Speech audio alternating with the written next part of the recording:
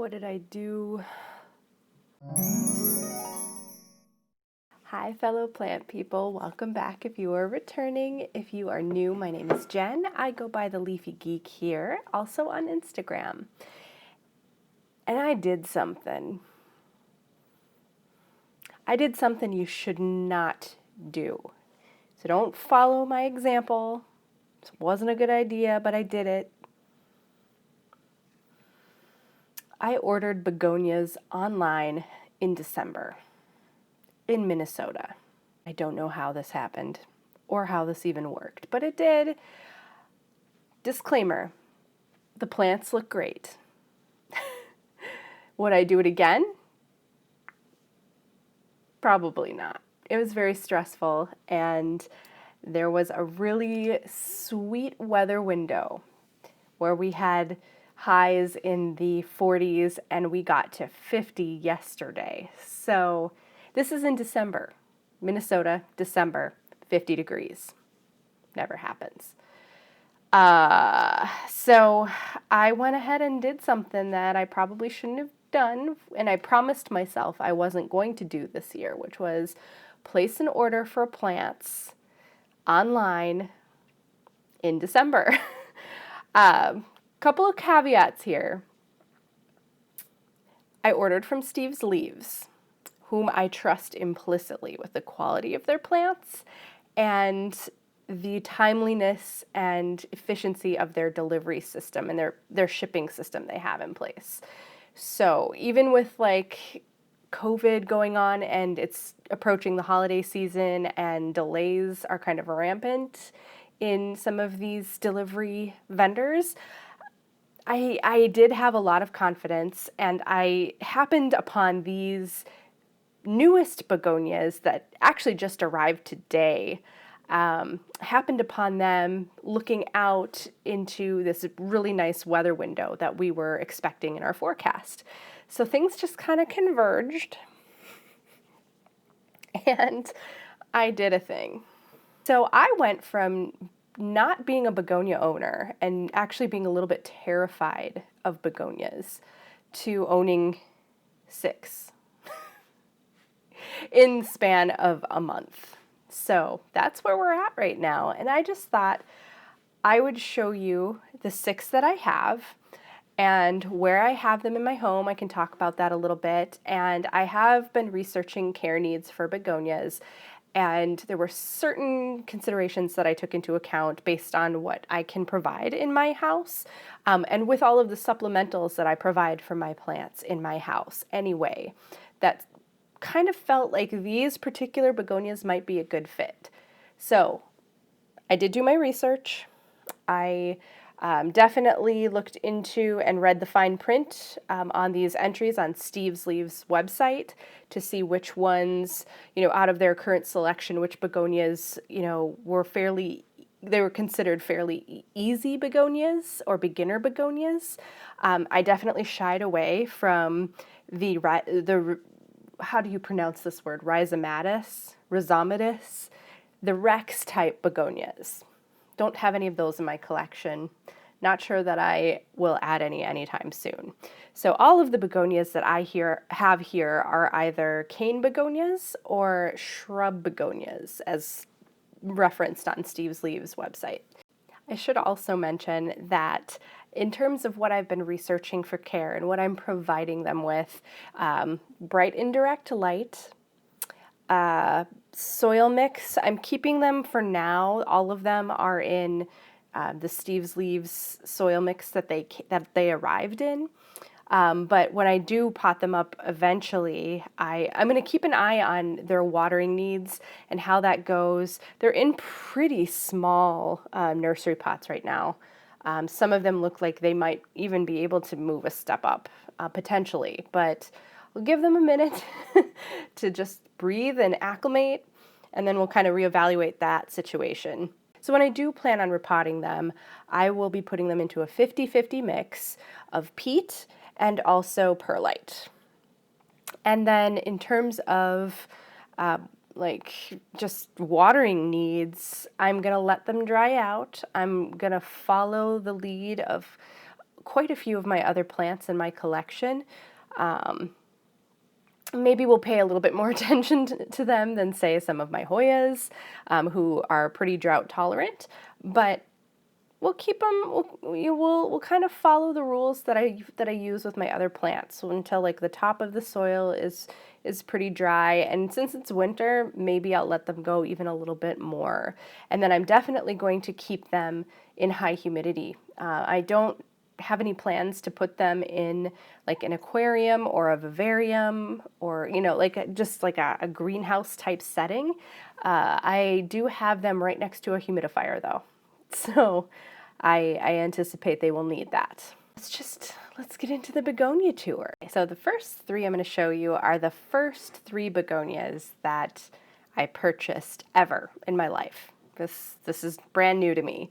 I believe I squeaked by with getting them just before December, so technically they don't kind of fall into that category of dumb ideas that I've had in my life. Ordering sensitive plants in the winter. What are you doing, Jen?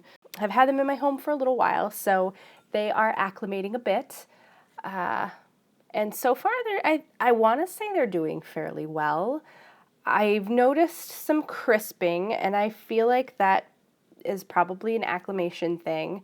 I'm going to definitely keep an eye on it and see how that develops, and if it turns out they're just not retaining enough water, or, humidity. I don't think it's humidity. It might be temperature, it might be watering, so I'll just keep an eye on them. But overall, they look pretty darn good, in my opinion, my amateur opinion on these particular plants. So the first one I'm going to show you is Begonia White Chandelier.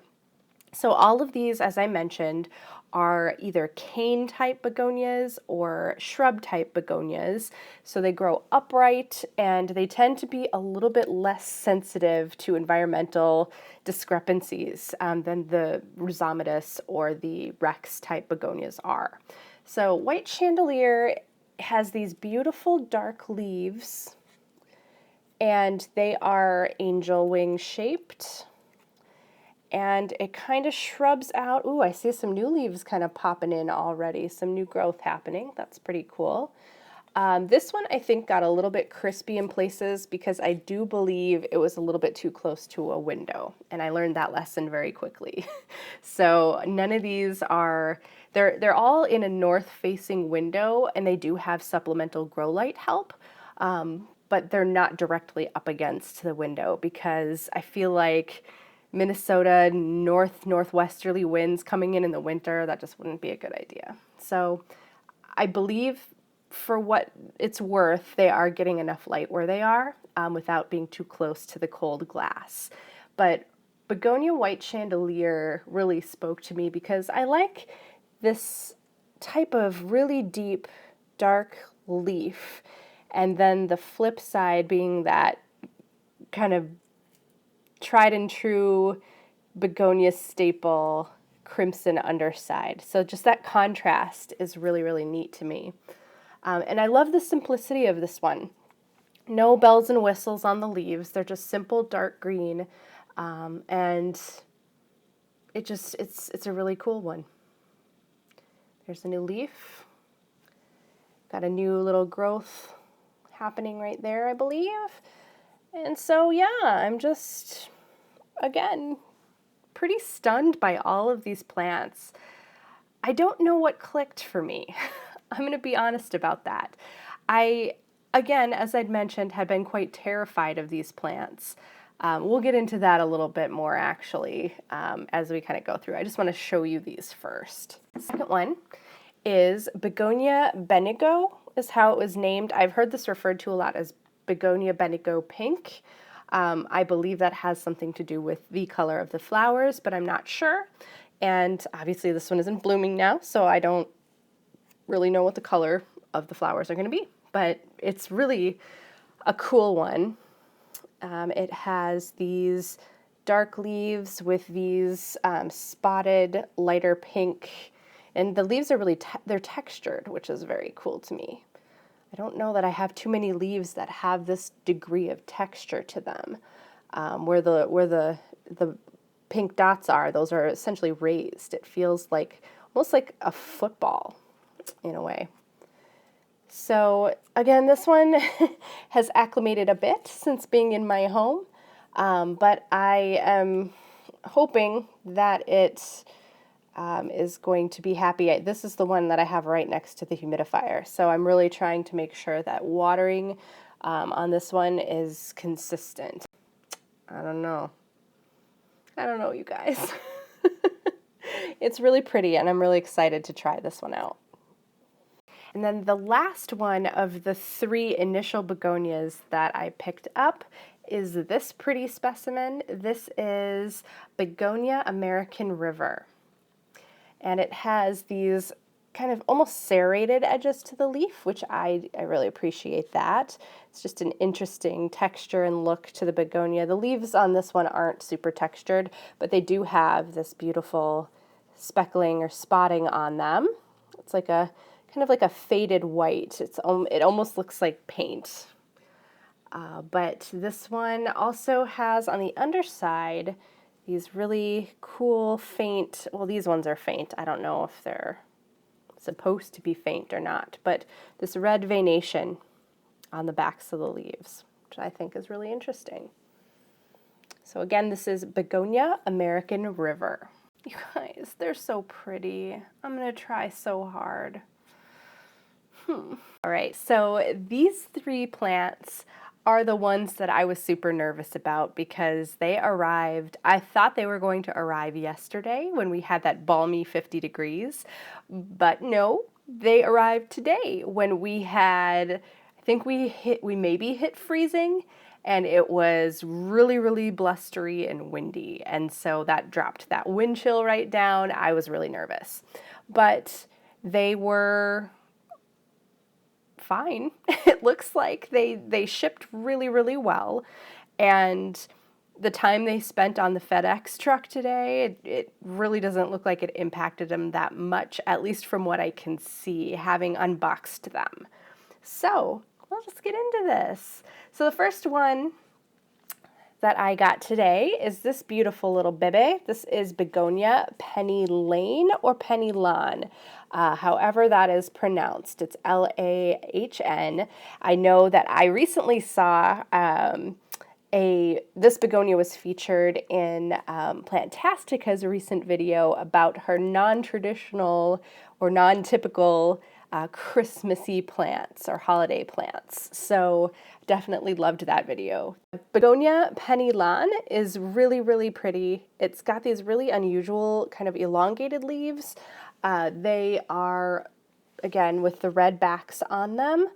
And this is kind of, I don't know how big this begonia gets necessarily, but this one, in kind of comparison to the other ones that I have, it's a little bit more diminutive in stature. And I'm not sure necessarily, I thought I read that it remains fairly compact and fairly small. So I just thought this was a really cool one too. Different than kind of the traditional begonias that I had in my brain, either the cane or the Rex type. It just looks a little bit different from both, which I found really interesting, and I'm drawn to different. So that is Begonia Penny Lawn. This one may be my favorite, and I will show you why. And I probably don't have to say a whole lot about it. This, my friends, is Begonia Arabian Sunset. And as you can see, it just has this intricacy to the leaves, that they're kind of ruffled and ridged on the edges. They have this kind of spiked, hairy texture on the top. They have this kind of dark overlay to the top of the leaf, and then the reverse is that gorgeous deep crimson color. But also, like, the difference between the newer leaves and the older leaves, it looks like they darken up as they age. But the newer leaves have this just incredible variation in them,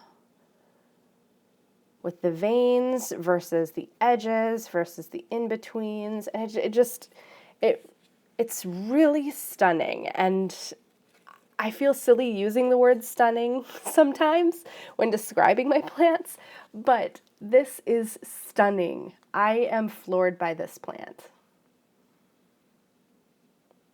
Ah, wow. And this one has quite a bit of new growth on it, so I'm hoping to preserve that. I'm hoping it wasn't too shocked by its journey. We shall see. I have all of these kind of acclimating just off of where my propagation box is. I haven't put them in the propagation box because it's a little bit bright and I don't want to shock them just straight out of the box. But I do have a little desktop humidifier too that I'm running right next to these guys. So I'm hoping that they're gonna just kind of hang out and start to appreciate my house. I really, really hope you do, because you're so pretty. Okay, and the last one I'm going to show you, I feel like it's one that is probably out there quite a bit. I'm sure several begonia enthusiasts have this variety. I find it just spectacular. I think it's a really, really just gorgeous plant. And that is Begonia lucerna. Look at these leaves, you guys. I can't even with this.